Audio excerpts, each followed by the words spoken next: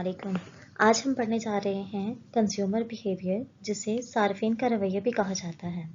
आइए देखते हैं इस लेक्चर में हम क्या क्या पढ़ेंगे। सबसे पहले हम तारुफ देखेंगे, फिर देखेंगे कि कौन सी दो अप्रोचेस हैं जिनसे सारिफ अपना तवाज़न हासिल करता है। कार्डिनल यूटिलिटी अप्रोच को देखेंगे, उसके की कॉन्सेप्ट्स को पढ़ेंगे। कानूनी तकलील अफादा मुख्ततम को देखेंगे, कानूनी मसावी अफादा मुख्ततम को देखेंगे और देखेंगे कि सारिफ का तवाज़ुन कैसे हासिल किया जाता है। और लास्ट में हम ख़त अदम तरजीह के बारे में पढ़ेंगे। तो आइए चलते हैं अपने पहले टॉपिक की तरफ, इंट्रोडक्शन। सबसे पहले ये जानना बहुत ज़रूरी है कि सारिफ होता कौन है। सारिफ वो होता है जो गुड्स और सर्विसेज को इस्तेमाल करके अपनी ख्वाहिशात को पूरा करने की कोशिश करता है, अपने ख्वाहिशात की तस्कीन हासिल करने की कोशिश करता है। जो सारिफ है उसकी ख्वाहिशात क्या होती हैं? उसकी ख्वाहिशात लामहदूद होती हैं। उसके जो रिसोर्सेज हैं वो लिमिटेड रिसोर्सेज होते हैं और इन सब को इस्तेमाल करते हुए वो उसका गोल क्या होता है? सेटिस्फेक्शन हासिल करना, तस्कीन हासिल करना। और सारिफ कब तवाज़न की हालत में आता है? जब वो लिमिटेड सोर्सेज को इस्तेमाल करके अपनी लामहदूद ख्वाहिशात को पूरा कर ले, तो उस पॉइंट पे वो तवाज़न में आता है। सार्फिन के रवैये से मुराद ये मुताला है कि कोई अपनी आमदनी को मुख्तलिफ अशिया और ख़िदमात पर कैसे खर्च करने का फ़ैसला करते हैं। सार्फिन का रवैया ये बताता है कि लोग अपनी ज़रूरियात पूरी करने के लिए अशिया और ख़िदमात को कैसे मुंतखब करते, ख़रीदते और इस्तेमाल करते हैं।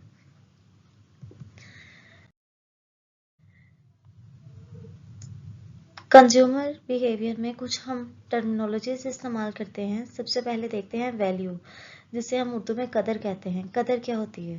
कि एक चीज़ के बदले आपको दूसरी कितनी चीज़ हासिल हो रही है। मिसाल के तौर पर 10 किलो गंदम के बदले अगर आपको एक किताब हासिल हो रही है, तो इसका मतलब है कि 10 किलो गंदम की कदर एक किताब के बराबर है। दूसरा जो टर्मिनोलॉजी हम इस्तेमाल करते हैं वो है कीमत, price. Value expressed in money. जैसे आप कोई किताब खरीदने जाते हैं तो उसकी प्राइस लिखी होती है कि ये 100 की है, 200 की है, तो इसको वैल्यू, जो चीज़ की वैल्यू है, उसको मनी में, प्राइस में एक्सप्रेस किया जाता है, जाहिर किया जाता है।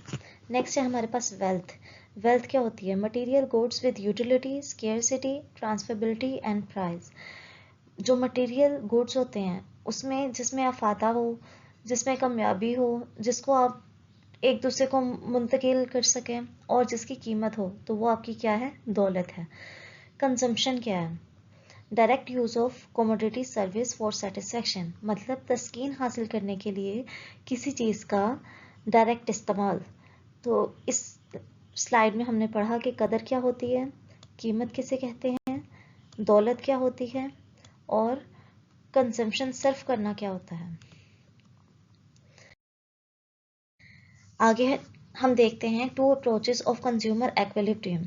अब सारिफ के तवाज़न हासिल करने के लिए दो अप्रोचेस हैं। कौन कौन सी? कार्डिनल अप्रोच और ऑर्डिनल अप्रोच। कार्डिनल अप्रोच को क्लासिकल इकोनॉमिस्ट ने पेश किया और उनके मुताबिक यूटिलिटी को मेजर किया जा सकता था और उसको नंबर्स में लिखा जा सकता था या जाहिर किया जा सकता था, और इसको क्लासिकल इकोनॉमिस्ट ने पेश किया। जो आपकी ऑर्डिनल अप्रोच है, इसका फोकस प्रेफरेंसेस पे होता है, आपके लाइक्स पे, डिसलाइक्स पे, रैंकिंग पे होता है, और ये हिक्स एंड एलन ने डेवलप की। आइए इन दोनों के दरमियान फ़र्क समझते हैं। कार्डिनल अप्रोच को किसने पेश किया? क्लासिकल इकोनॉमिस्ट ने। और ऑर्डिनल अप्रोच को किसने पेश किया? हिक्स एंड एलन ने। कार्डिनल अप्रोच में हम यूटिलिटी को नंबर्स में एक्सप्रेस कर सकते हैं, जबकि ऑर्डिनल यूटिलिटी में प्रेफरेंसेस पे बात होती है।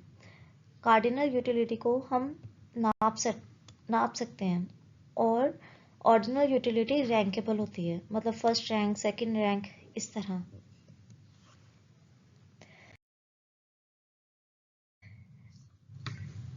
कुछ की कॉन्सेप्ट्स कार्डिनल यूटिलिटी में इस्तेमाल होते हैं, आइए उनको देखते हैं। सबसे पहले हमारा यूटिलिटी। यूटिलिटी कहते हैं अफादे को, कि जो किसी चीज़ या सर्विस से या गुड से आपको जो तस्कीन हासिल होती है उसको क्या कहते हैं, यूटिलिटी कहते हैं या अफादा कहते हैं। टोटल यूटिलिटी क्या होती है, sum of satisfaction from all units consume, मतलब आपने जितने भी यूनिट्स कंज्यूम किए, मतलब आपने जितने भी पानी के ग्लास पिए या आपने जितना भी खाना खाया, जितने भी यूनिट्स कंज्यूम किए, तो उन सब से आपको जो तस्कीन हासिल हुई वो आपकी क्या है, टोटल यूटिलिटी है। मार्जिनल यूटिलिटी किसे कहते हैं, मार्जिनल यूटिलिटी कहते हैं extra satisfaction from an additional unit, मतलब आप पानी का ग्लास पी रहे थे, आपने दूसरा पानी का ग्लास पिया, तो जो दूसरा पानी का ग्लास पीने से आपको ज़्यादा तस्कीन हासिल हुई उसको क्या कहेंगे हम, मार्जिनल यूटिलिटी। नेक्स्ट है हमारा इनिशियल यूटिलिटी। इनिशियल यूटिलिटी कहते हैं वो तस्कीन जो हमें पहले यूनिट से हासिल होती है, मतलब जब हमें प्यास लगी हो और हम पहला पानी का ग्लास पिए तो वो क्या है, इनिशियल यूटिलिटी के पहले यूनिट से हासिल होने वाला अफादा, पहले यूनिट से हासिल होने वाली सेटिस्फेक्शन। पॉजिटिव यूटिलिटी क्या होती है, जब आपकी मार्जिनल यूटिलिटी कौन सी थी, जिसमें extra satisfaction from an additional unit, मतलब अगले यूनिट से हासिल होने वाली जो तस्कीन थी, जब वो ज़ीरो के बराबर हो जाए तो क्या इंडिकेट करती है, ज़ीरो के बराबर हो जाए तो वो सैचुरेशन पॉइंट है, और अगर ज़ीरो से ज़्यादा हो तो वो क्या है, पॉजिटिव यूटिलिटी है। नेगेटिव यूटिलिटी में मार्जिनल यूटिलिटी ज़ीरो से कम होती है, और यूटिल एक ऐसा यूनिट है जो कि अफादे को नापने के लिए इस्तेमाल होता है। तो ये कार्डिनल यूटिलिटी के कुछ कॉन्सेप्ट्स थे जिसमें हमने देखा यूटिलिटी, उसको नापने के लिए जो यूनिट इस्तेमाल होता है उसे यूटिल कहते हैं। टोटल यूटिलिटी जो सबसे हासिल हो, मार्जिनल जो हर अगले यूनिट से हासिल हो, इनिशियल जो पहले यूनिट से हासिल हो, पॉजिटिव जिसमें मार्जिनल यूटिलिटी ज़ीरो से ज़्यादा हो, सैचुरेशन पॉइंट जिसमें मार्जिनल यूटिलिटी ज़ीरो के बराबर हो, नेगेटिव यूटिलिटी जिसमें मार्जिनल यूटिलिटी ज़ीरो से कम हो। आइए देखते हैं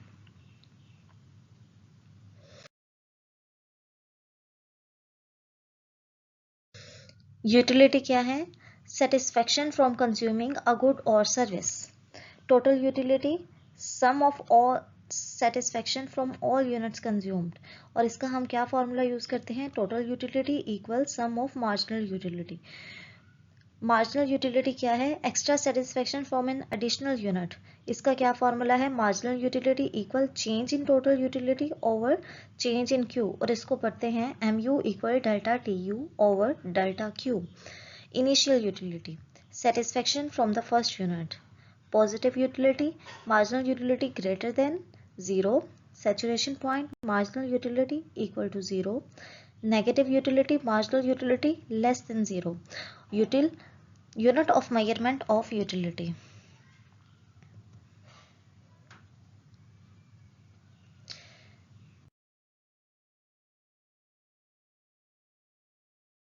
आइए देखते हैं टोटल यूटिलिटी और मार्जिनल यूटिलिटी के दरमियान क्या ताल्लुक है।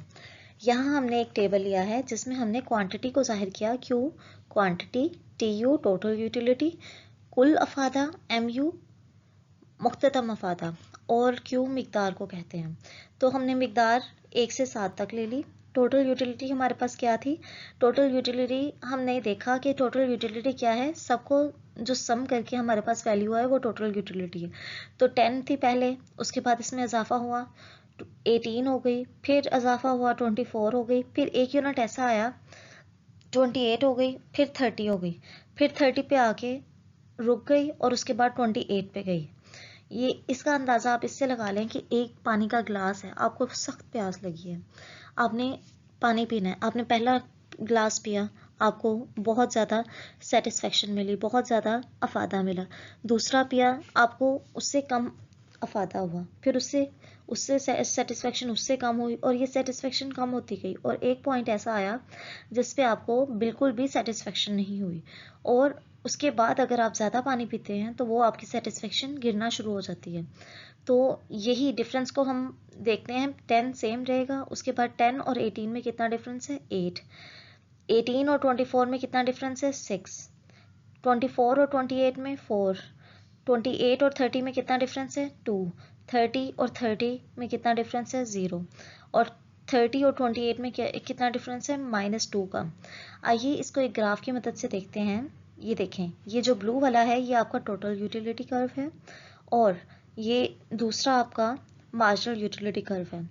मार्जिनल यूटिलिटी जैसे जैसे आप कंज्यूम करते जा रहे हैं, ये टोटल यूटिलिटी आपकी बढ़ रही है ना, ये जैसे जैसे आप पानी पीते जा रहे हैं आपकी मार्जिनल यूटिलिटी क्या है, वो गिरती जा रही है और आपकी टोटल यूटिलिटी बढ़ती जा रही है। अब देखें, जहाँ पे आपकी टोटल यूटिलिटी मैक्सिमम हो गई है and becoming negative thereafter, ये टोटल यूटिलिटी पहले बढ़ रही थी, फिर एक पॉइंट आया जिसमें वो सेम रही, ये वो पॉइंट है जिसमें वो सेम रही है। उसके बाद एक पॉइंट ऐसा आता है जिसमें वो गिरना शुरू हो जाती है। तो ये देखें, जहां वो गिरना शुरू हो गई, ये पॉइंट था जहां मैक्सिमम होती है, तो ये किस पे है, 0 पे है मार्जिनल यूटिलिटी। और जब ये गिरना शुरू हो जाती है तो मार्जिनल यूटिलिटी किस में चली जाती है, नेगेटिव में, -2।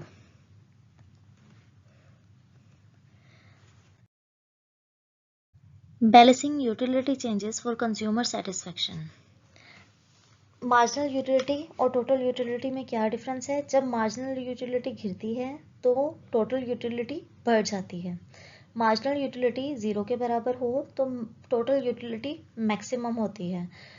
मार्जिनल यूटिलिटी नेगेटिव होगी तो टोटल यूटिलिटी गिर जाएगी, नीचे डिक्लाइन करेगी, जैसा कि हमने पिछले ग्राफ में देखा।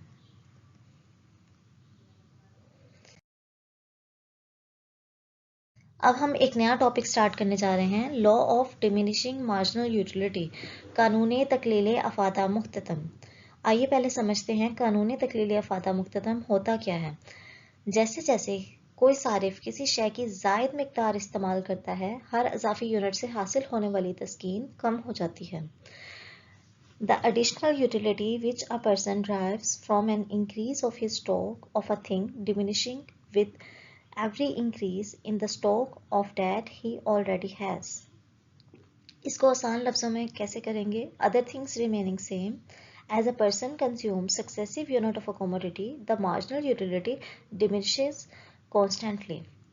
इसको इस पिक्चर से देखें जिसमें आप, ये फिश है, इसको, ये शार्क जोन सी है, फर्स्ट कंज्यूम फर्स्ट यूनिट, तो आप ये समझ लें कि आपको इतनी सेटिस्फेक्शन मिली कि जैसे आपने इतनी बड़ी फिश खाई हो, ठीक है। फिर दूसरा आपका, जब आप दूसरा दोबारा खाते हैं तो आपकी सेटिस्फेक्शन लेवल कम हो जाता है। फिर आप तीसरा यूनिट कंज्यूम करते हैं तो वो और छोटा हो जाता है, फिर चौथे यूनिट पे और एक वक्त ऐसा आता है जिसमें आपको कोई सेटिस्फेक्शन नहीं होती। तो यही law of diminishing marginal utility का समझाने का मकसद है कि जैसे जैसे किसी शय की ज़्यादा मिकदार इस्तेमाल करते हैं तो हर अजाफी यूनिट से क्या होता है, उसकी तस्कीन में कमी आ जाती है और एक पॉइंट ऐसा आता है जिसमें वो तस्कीन बिल्कुल ही ख़त्म हो जाती है। आइए देखते हैं इसकी कुछ असम्पशंस, इसके कुछ मफरूजात। ये क्या है, कार्डिनल मेजरमेंट है, मतलब यूटिलिटी को नंबरों में नापा जा सकता है। रैशनैलिटी है, कंज्यूमर्स में लॉजिकल डिसीजंस। फिर है constant marginal utility of money, the value of money remain constant, मतलब जो पैसे की कदर है वो कंसिस्टेंट रहेगी। कंटिन्यूस यूज, मतलब goods are use continuously consistently over time, मतलब एक चीज़ है, आप उसको यूज़ कर रहे हैं और आप उसी को यूज़ करते रहेंगे। जैसे आपको प्यास लगी और आप पानी ही पीते रहेंगे, आप 6 गिलास पानी पिए, 7 गिलास पानी पिए, तो वो इसकी असम्पशंस हैं, इसके मफरूजात हैं कि एक चीज़ है तो आप उसी को बार बार इस्तेमाल करेंगे, उस पर ये कानून लागू होता है। फिर definite quality, goods have a fix quality, मतलब उनकी ना क्वालिटी बदलेगी, वो एक ही जैसी रहेंगी, उनका जायका एक जैसा रहेगा, उनकी आपकी इनकम, आपकी आमदनी वो भी एक जैसी रहेगी, और जो गुड्स हैं उनको छोटे यूनिट्स में बांटा नहीं जा सकता। और no change in prices of substitute, substitute कहते हैं मुतबादल चीज़ की कीमत को, जैसे कोक का मुतबादल पेप्सी है, डीजल का मुतबादल पेट्रोल है, तो no change in prices of substitute, मतलब प्राइस, सब्स्टिट्यूट की भी प्राइस नहीं बदलेगी। नो चेंज इन फैशन, मतलब बिल्कुल फैशन भी नहीं बदलेगा। तो ये इसके कुछ मफरूजात थे। आइए इसको टेबल और ग्राफ की मदद से समझते हैं। इस टेबल में सबसे पहले हमने यूनिट ऑफ ग्लास ले लिए कि हमारे पास 7 ग्लास पानी है, उसका मार्जिनल यूटिलिटी मुख्ततम अफादा और टीयू कुल अफादा है। एक तरफ हमने ले लिया ग्राफ में मार्जिनल यूटिलिटी मुख्ततम अफादा और दूसरी तरफ हमने ले लिए ग्लास ऑफ वाटर। तो जैसे जैसे पहला यूनिट पे आपकी मार्जिनल यूटिलिटी कितनी थी, पहले ग्लास पे आपकी मार्जिनल यूटिलिटी कितनी है, ये देखें ये 10 है। उसके बाद दूसरे यूनिट पे आपकी मार्जिनल यूटिलिटी कितनी है, दूसरे ग्लास पे आपकी मार्जिनल यूटिलिटी 8 है। उसके बाद तीसरे ग्लास के आप पे मार्जिनल यूटिलिटी कितनी है, यहाँ पे आपकी मार्जिनल यूटिलिटी 6 है। उसके बाद चौथे पे आपकी कितनी है, चौथे पे 4 है। और इसी तरह ही पांचवें पे 2, छवें पे 0 और एक वक्त ऐसा आता है कि आपका मुख्ततम अफादा गिरने लग पड़ता है। अब ये देखें ये 0 है, ये 0 के बराबर हो गया और अब जो अगला यूनिट कंज्यूम करेंगे उससे क्या हासिल होगा, नेगेटिव यूटिलिटी हासिल होगी। मतलब 7वें यूनिट पे ये किस पे जा रहा है, -2 पे जा रहा है। तो अब आपको इस ग्राफ का पता चल गया। इन सारे पॉइंट्स को हम क्या कहेंगे, A, B, C, D, E और F। तो इससे साबित हुआ कि जैसे जैसे हम एक चीज़ के नेक्स्ट पॉइंट कंज्यूम करते जाते हैं तो हमारी तस्कीन में कमी आती जाती है और एक पॉइंट ऐसा आता है जिसमें हमें बिल्कुल तस्कीन नहीं हासिल होती है और अगर उसके बाद हम उसी कमोडिटी को दोबारा कंज्यूम करें तो हमारी सेटिस्फेक्शन नेगेटिव में चली जाएगी।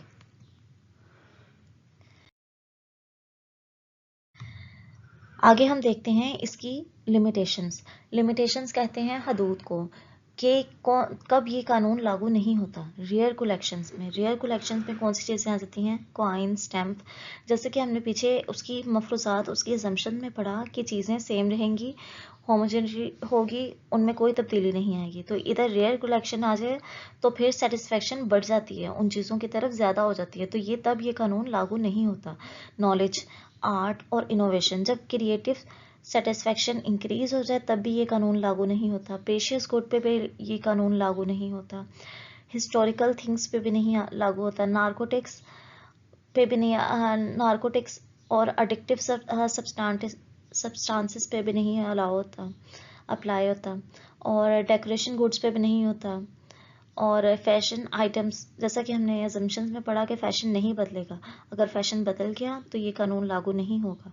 डिमॉन्स्ट्रेशन इफेक्ट मतलब utility increase due to show of factor, तो ये सारी चीज़ें हों तो ये कानून लागू नहीं होगा। इसकी क्या इंपॉर्टेंस है, why this law matters. Base of law of demand, law of diminishing marginal utility क्या है, कानूनी तलब की बेस है। Explain downward sloping downward demand curve, guide to consumer, help decide when to stop purchasing, के मतलब जो सारिफ है उसको ये फैसला करने में मदद देती है कि कब उसको कोई चीज़ खरीदनी बंद कर देनी चाहिए। Guide for taxation, progressive tax based on diminishing utility, equal distribution of income, सब में बराबर की जो आमदनी है वो तकसीम होती है। Basis of other economic law, अब ये बेसिस है किसकी, कौन से इकोनॉमिक लॉ की, लॉ ऑफ डिमांड की, कंज्यूमर सरप्लस की और लॉ ऑफ सब्सटीट्यूशन की। लॉ ऑफ सब्सटीट्यूशन कहते हैं कानूनी इस्तबदाल को।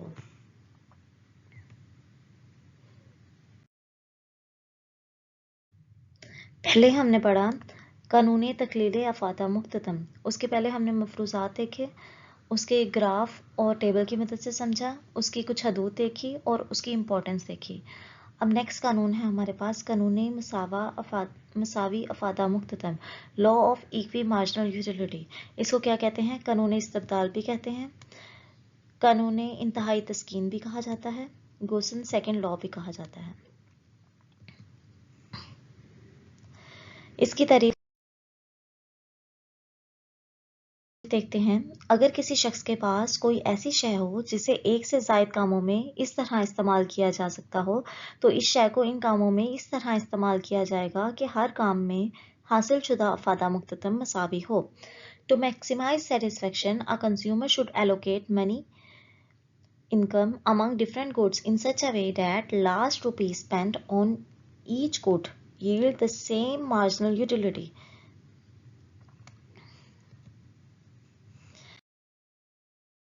इसकी कुछ assumptions देखते हैं कि क्या है. Rational consumer, limited money income, constant prices मतलब कीमतें नहीं बदलेंगी, सब्स्टिट्यूट अवेलेबल, इसके सब्स्टिट्यूट अवेलेबल हैं. पिछले में क्या था, उसके सब्स्टिट्यूट अवेलेबल नहीं थे.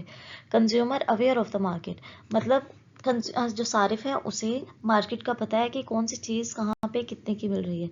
डिविजिबिलिटी ऑफ गुड कि इसमें डिवाइड किया जा सकता है चीज़ों को. Law of equi marginal utility को हम ग्राफ और टेबल की मदद से देखते हैं.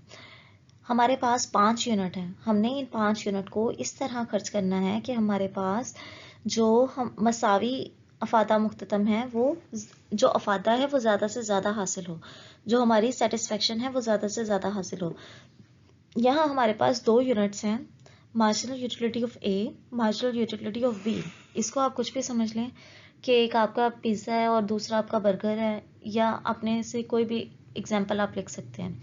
तो जो मार्जिनल यूटिलिटी ऑफ ए है, अगर 5 रुपये खर्च करने हैं, अगर यही ए के ही पांचों चीज़ें खरीद ली जाएं, 10 + 8 + 6 + 2 4 + 2, तो हमारे पास क्या आएगा, 30 यूनिट्स आ जाएंगे. कितने यूनिट्स, 30 यूनिट्स. अगर यही 5 यूनिट हम बी की खर्च करें, 8 + 6 + 4 + 2 + 0, तो हमारे पास क्या आएंगे, 20 यूनिट्स. तो इस कानून के मफरूज़ात में हमने क्या पढ़ा कि हम इसको डिवाइड कर सकते हैं. तो हमें हमारा मकसद क्या है, मैक्सिमम सेटिस्फेक्शन हासिल करना. तो ये मैक्सिमम सेटिस्फेक्शन हासिल करने के लिए हम ए के 3 यूनिट लेंगे, 10 + 8 + 6, और बी के 2 यूनिट लेंगे. इस तरह हम 5 यूनिट खर्च कर देंगे. 3 + 2 = 5. तो ए के यूनिट्स जो से अगर हम ऐड करें 10 + 8 + 6, तो हमारे पास क्या बनता है, 24. और 8 + 6 प्लस करें तो 14. तो 24 और 14 को ऐड करें तो हमारे पास 38 यूनिट्स आ जाएंगे. तो इससे हमें मैक्सिमम सेटिस्फेक्शन हासिल हो जाएगी. अगर हम ए के सारे ले रहे थे तो हमें 30 यूनिट हासिल हो रहे थे. अगर हम बी के ले रहे थे तो 20. तो हमने 5 रुपये को ऐसे खर्च किया कि हमारे पास जो टोटल यूटिलिटी है, कुल अफादा है, वो ज़्यादा से ज़्यादा हो. तो 3 यूनिट ए के और 2 यूनिट बी के लेके तो हमारे पास क्या हुआ, 38 यूनिट्स आ गए. इसको हम ग्राफ की मदद से देखते हैं. जब यूनिट 1 है तो मार्जिनल यूटिलिटी कितनी है, मार्जिनल यूटिलिटी यहाँ पे मार्जिनल यूटिलिटी ऑफ ए को ब्लू लाइन से जाहिर किया गया है. जब आपका 1 यूनिट है तो आपकी मार्जिनल यूटिलिटी क्या है, 10. आपकी मार्जिनल यूटिलिटी 10 है. 2 पे 8 है, 2 पे ये आपकी क्या है, 8 है. उसके अलावा 3 पे ये क्या है, 6 है. और 4 पे ये 4 है. और 5 पे ये 2 है. ये हमारे पास किसका कर्व है, ये हमारे पास मार्जिनल यूटिलिटी ऑफ ए का कर्व है. ये ब्लू वाला ए का कर्व है. फिर देखें, दूसरा देखें. दूसरा है हमारे पास 1 यूनिट है, तो मार्जिनल यूटिलिटी ऑफ बी कितनी है, 1 पे 8. 1 पे कितनी है, 8. फिर 2 पे कितनी है, 6. 2 पे 6. 3 पे 4. और 4 पे 2. और 5 पे ये बिल्कुल 0 है. तो ये हमारे पास किसकी है, मार्जिनल यूटिलिटी ऑफ बी. तो इस तरह हमने समझा कि law of equi marginal utility को हम कैसे अप्लाई करते हैं. इसकी कुछ हदूद है. नो कार्डिनल मेजरमेंट, यूटिलिटी को नापा नहीं जा सकता, फायदे को नापा नहीं जा सकता. Rationality lacking, consumer are not always rational. Indivisible goods, कुछ गुड्स ऐसे होते हैं जिसको आप डिवाइड नहीं कर सकते, जिस तरह कार्स, मशीन्स, इनको आप डिवाइड नहीं कर सकते. नो सब्स्टिट्यूट अवेलेबल, कुछ गुड्स ऐसे होते हैं जिनका कोई अल्टरनेटिव नहीं होता, जिसका कोई मुतबादिल नहीं होता. अनअवेयरनेस, कस्टमर को अलाउ नहीं किया जाता कि वो मार्केट कंडीशंस को जान सके. Different uses periods, fashion changes, इसमें फैशन चेंज हो जाती हैं, जो आपकी प्रेफरेंसेस हैं, जो आपकी तरजीहात हैं, वो भी शिफ्ट हो जाती हैं. कस्टम्स एंड ट्रेडिशन, ये कल्चरल कॉन्स्ट्रेंट्स होते हैं. डिपेंड ऑन अजम्पशंस पे डिपेंड करता है, रियल वर्ल्ड पे डिपेंड नहीं करता, और इसकी प्राइजेस को इग्नोर किया गया है।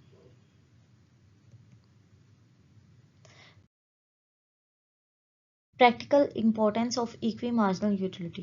All problems of scarce resources. Maximum utility achieved. Theory of distribution and exchange. General statement of consumer behavior. Theory of production. Guide for saving and investment.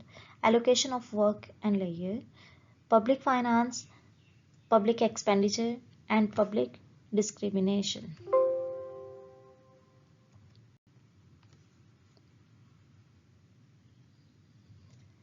Next lecture में हम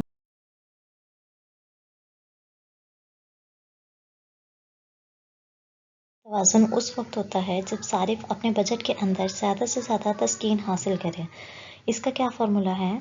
CE equal consumer equilibrium equal marginal utility of first unit over price of first unit equal marginal utility of second unit over price of second unit equal marginal utility of n units over price of n units.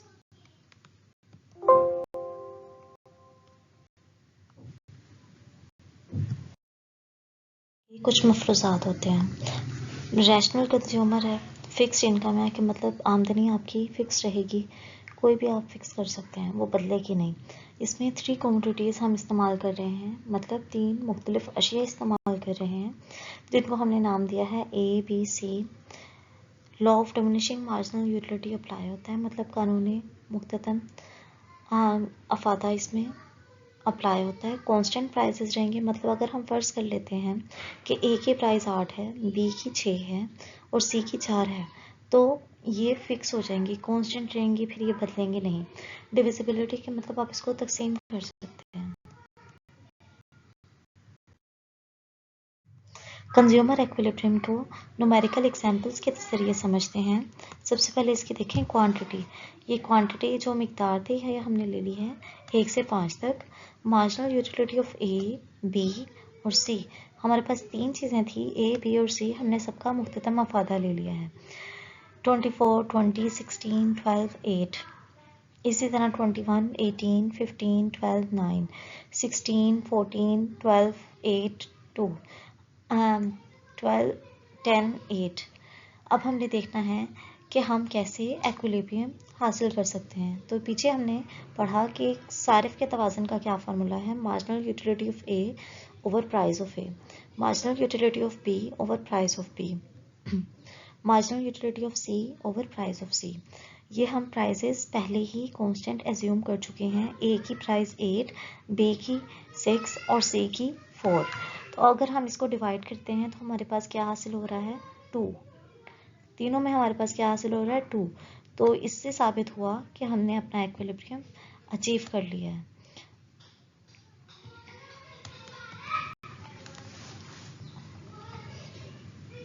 आइए आगे देखते हैं indifference का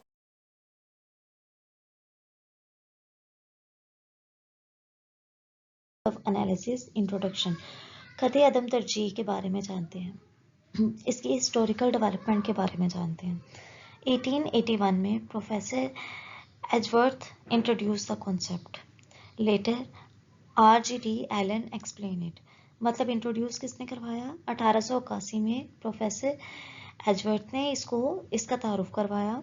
बाद में RGD Elon ने इसको explain किया और बाद में 1939 में JR हिक्स ने इस पर काम मुकम्मल किया और कदर और सरमाए के बारे में इस पर काम मुकम्मल किया। JR हिक्स के मुताबिक इंडिफरेंस कर्व क्या है? Locus point of particular combinations और bundles of commodities which yield the same level of satisfaction to a consumer so that the indifference as the particular combination। तो इससे क्या साबित हुआ कि हमने सेम लेवल ऑफ सेटिस्फेक्शन हासिल करना है। ज़्यादा से ज़्यादा कम्बिनेशन भी हो सकते हैं, 2 भी हो सकते हैं, 2 से ज़्यादा भी हो सकते हैं। अगर सिंपल वर्ड्स में कहें, it represent the same level of satisfaction from all units, all possible combination of 2 commodities. इसका की आइडिया किसने दिया? Consumer can rank preferences. ये किस में आता है? ऑर्डिनल यूटिलिटी में आ जाता है।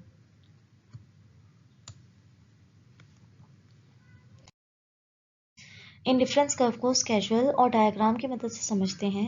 यहाँ हमने कॉम्बिनेशन ले लिए हैं फर्स्ट से फोर्थ तक। यूनिट ऑफ एक्स हमारे पास 1 से 4 तक है। यूनिट ऑफ वाई हमारे पास 10, 6, 3 और 1 है। लेवल ऑफ सेटिस्फेक्शन सबका सेम रहेगा।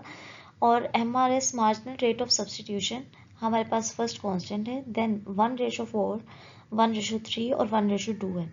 ऑब्जर्वेशन ये देखें, इस पे हमने क्या क्या लिया, unit of Y on vertical axis and unit of X on horizontal axis. अब हमने इन यूनिट्स के अकॉर्डिंग यहाँ पे ग्राफ बना लिया।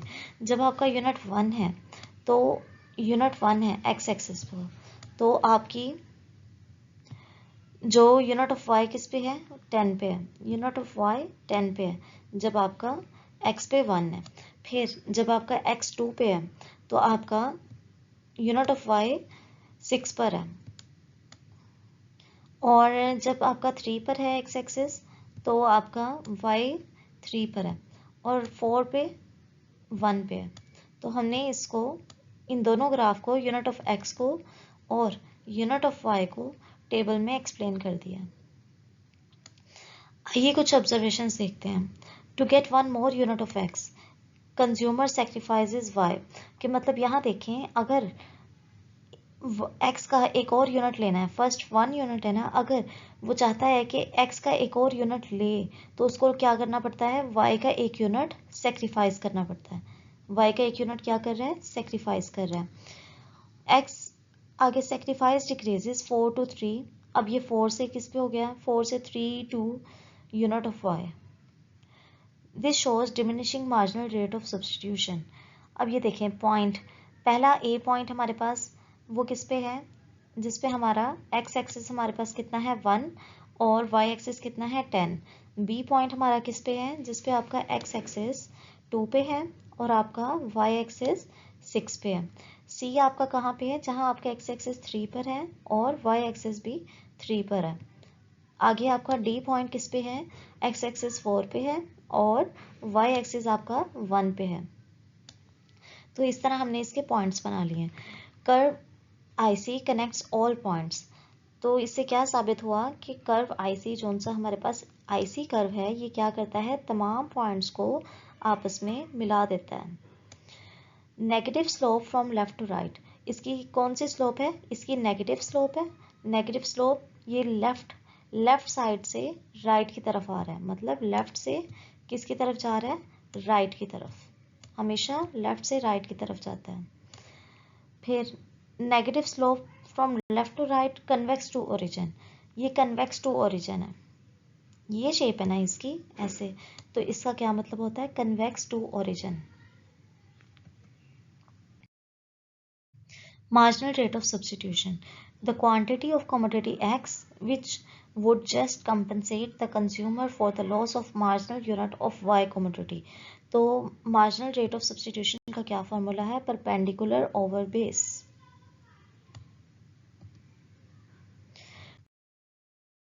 कैलकुलेशन फ्रॉम डायग्राम, अब हमने देखा मूवमेंट A to B, जब हम A से B की तरफ मूव हुए इस हम, तो हमारे पास डेल्टा वाई मतलब चेंज पे कितनी तब्दीली आई, -4। बी टू सी में कितनी तब्दीली आई, -3। और आगे सी टू डी -2। और एक्स में कितनी तब्दीली आ रही है, जस्ट 1 की। और हमारे पास मार्जिनल रेट ऑफ सब्सटीट्यूशन क्या आएगा, -4, -3, -2। Law of diminishing marginal rate of substitution, as consumer slide down the IC the marginal rate decreases. 4 से 3 हुआ, 3 से 2 हो गया, तो इससे क्या साबित हुआ कि मार्जिनल रेट ऑफ सब्सटीट्यूशन क्या है, गिर रहा है, कम हो रहा है। Properties of indifference curve, indifference curve की कुछ प्रॉपर्टीज हैं, आइए उनको देखते हैं। सबसे पहले तो ये नेगेटिव स्लोप होती है, हमेशा लेफ्ट से राइट तक होती है। फिर ये कभी इंटरसेक्ट नहीं करती, non intersect, do not cross each other. Intersect का मतलब होता है एक दूसरे को नहीं काटते, मतलब ये जा रहा है ना कर्व, तो ये ऐसे करके काटेगा नहीं, क्योंकि अगर उसने काट दिया तो इस पॉइंट पे दोनों की सेटिस्फेक्शन बराबर होगी, जो कि मानने में नहीं आता। तो इकोनॉमिक्स में कोई ऐसी चीज़ नहीं है जिसको आप साबित ना कर सकें, तो इसलिए ये वाली प्रॉपर्टी लागू नहीं होती।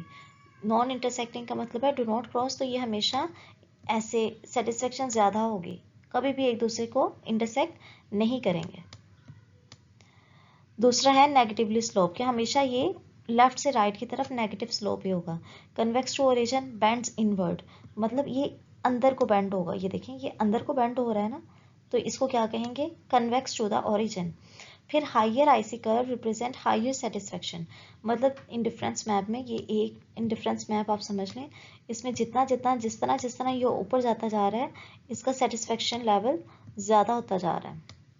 ये देखें, ये सेटिस्फेक्शन लेवल है, ये ज़्यादा होता जा रहा है। जैसे जैसे आईसी कर्व रिप्रेजेंट हायर, जो हायर आईसी कर्व है वो हायर सेटिस्फेक्शन को, ज़्यादा तस्कीन को जाहिर करेगा।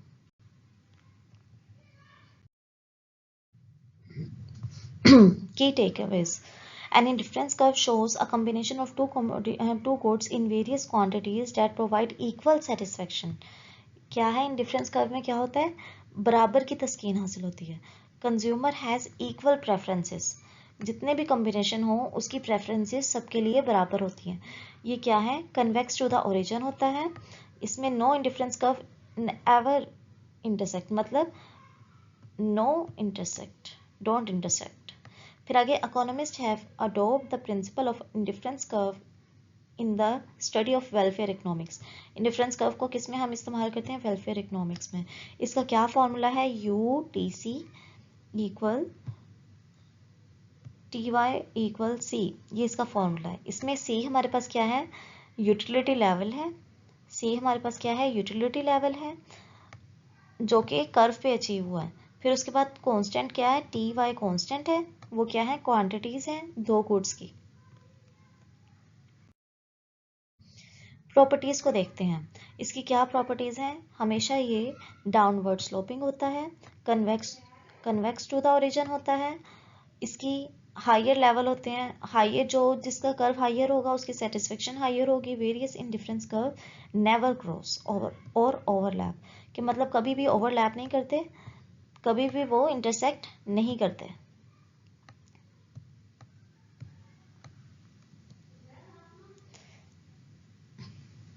आइए इसको देखते हैं। इसकी फर्स्ट प्रॉपर्टी हमने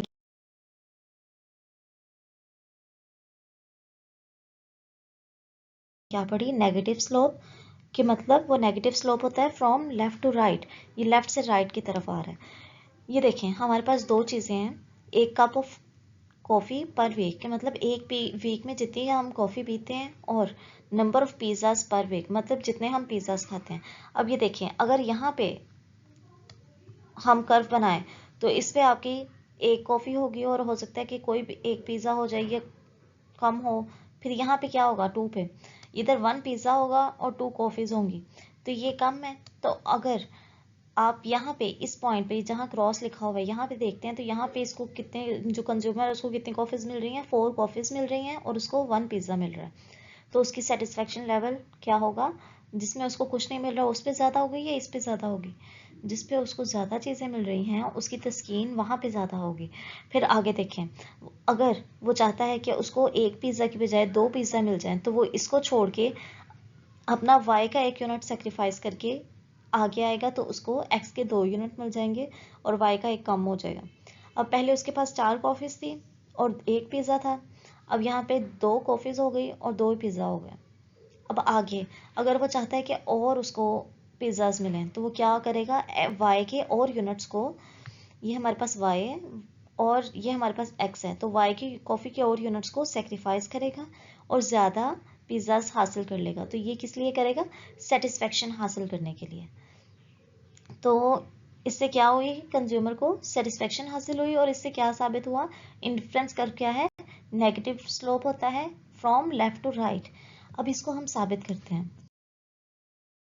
देखें, ज़ीरो हॉरिजॉन्टल, मतलब आपने x एक्सिस पे आपकी x की वैल्यूज़ बढ़ रही हैं, मोर x सेम y, मतलब x की वैल्यूज़ बढ़ रही हैं 0 से 1 2 3। x की वैल्यूज़ में क्या हो रहा है? 0 से 1 2 3 इजाफा हो रहा है, लेकिन y की वैल्यू क्या है? सेम है, 3 है। तो इस पे क्या है? ज़ीरो स्लोप है, तो इस पे मार्जिनल रेट ऑफ सब्सटीट्यूशन क्या होगा? 0। दूसरा है इन्फिनिट वर्टिकल। अब देखें, इसमें हमारे पास क्या है? मोर y की यूनिट्स क्या हो रहे हैं? इंक्रीज हो रहे हैं, जबकि सेम x क्या है? 3 का 3 ही है, वो चेंज नहीं हो रहा। तो इसमें हमारा मार्जिनल रेट ऑफ सब्सटीट्यूशन क्या होगा, इन्फिनिटी। नेक्स्ट है हमारा पॉजिटिव, बोथ गुड्स इंक्रीज। अगर हम दोनों गुड्स को बढ़ा देते हैं, मतलब x के यूनिट्स भी बढ़े हैं 0 1 2 3, y के यूनिट्स भी बढ़े हैं 0 1 2 3, तो ये क्या है, पॉजिटिव स्लोप हो जाता है, जो कि आईसी कर्व में फॉल नहीं करता। तो IC must have negative slope. IC curve में क्या होता है, हमेशा नेगेटिव स्लोप होती है। इसकी दूसरी प्रॉपर्टी क्या है कि ये कभी भी इंटरसेक्ट नहीं करते।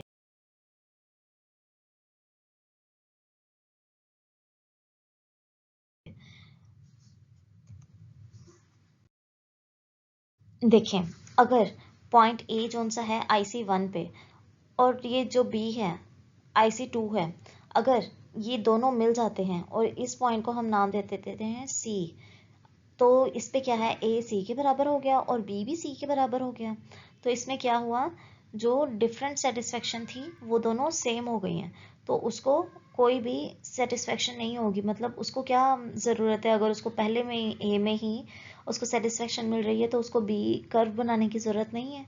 तो इसलिए ये कानून इस पर लागू नहीं होता। तो ये क्या है, इंडिफरेंस कर्व नेवर इंटरसेक्ट। इसका क्या नतीजा निकला कि ये कभी भी एक दूसरे को क्रॉस नहीं करते, नेवर ओवरलैप। इसकी तीसरी प्रॉपर्टी है कन्वेक्स टू द ओरिजिन।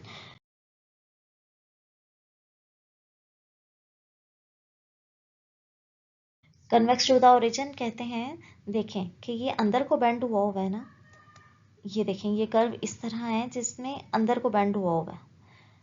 तो x इसमें क्या हो रहा है, बढ़ रहा है, y become more important. x के बढ़ने से y जोन सा है वो और ज़्यादा इम्पोर्टेंट होता जा रहा है। Consumer willing to sacrifice less and less y, फिर उसको कम से कम जोन सा y सेक्रीफाइस करना पड़ रहा है।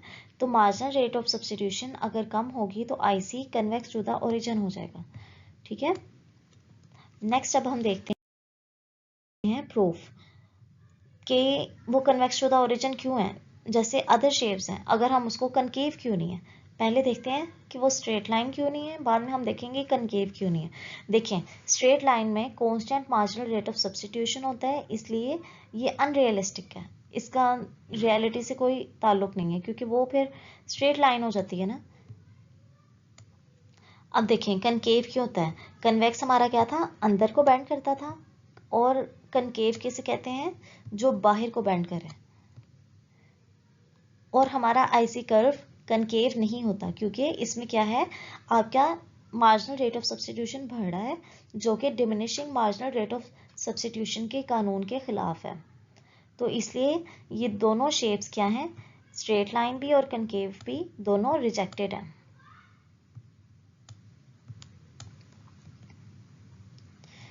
आगे देखते हैं हम इंडिफरेंस